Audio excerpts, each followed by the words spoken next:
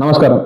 ఈరోజు గుండ్లపోచంపల్లి మాజీ సర్పంచ్ ఈశ్వర్ పొద్దున ప్రెస్ మీట్ పెడుతూ మా నాన్నగారు బండారు నరేందర్ గారిని బలిపశువుని చేస్తున్నారని అంటున్నారు. బలిపశువు చేయడానికి ఆయన నిన్న మొన్న పుట్టిన లీడర్ కాదు, కాంగ్రెస్ పార్టీకి 50 ఏళ్ల సంది సర్వీస్ చేస్తున్న లీడర్. అంత ఆయనకి అన్యాయం జరిగిందని చెప్పి ఆయన చుట్టూ ఉన్న వాళ్ళు ఆయన కోసం రాజీనామా చేశారు.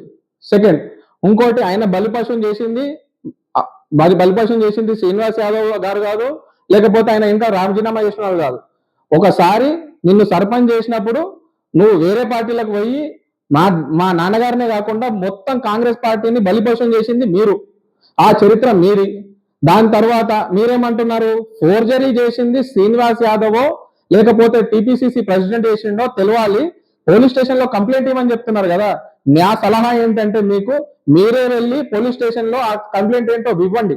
ఇస్తే ఆ పెన్నుతోని ఫోర్జరీ చేసింది ఎవరో మీకే అర్థమవుతుంది. మాటలు ఒక పెద్ద మనిషి మీద మాట్లాడేటప్పుడు జాగ్రత్తగా రానియండి. నాకు అర్థమవుతుంది ఏంటంటే మిమ్మల్ని బలిపశువుని చేసి ఆ గెలిచిన వాళ్ళ లేకపోతే ఎవరు మిమ్మల్ని బలిపశువుని చేస్తున్నారో అర్థం కావట్లేదు. మిమ్మల్ని ముందు పెట్టి వాళ్ళు ఎంత కూర్చున్నారేమో అనిపిస్తుంది నాకు. సో మాటలు ఇంకోసారి మాట్లాడినప్పుడు జాగ్రత్తగా మాట్లాడండి.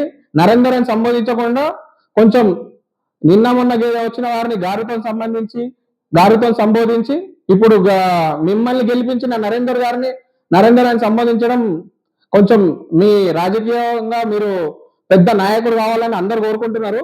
సో కొంచెం మీరు అట్లా కొంచెం రెస్పెక్ట్ ఇచ్చి మాట్లాడితే బాగుంటుందని కోరుకుంటున్నాను. ఎవరిని బలిపశువుని చేయరు, ఎవరు బలిపశువు అవుతారు అనేది ఫ్యూచర్ డిసైడ్ చేస్తుంది.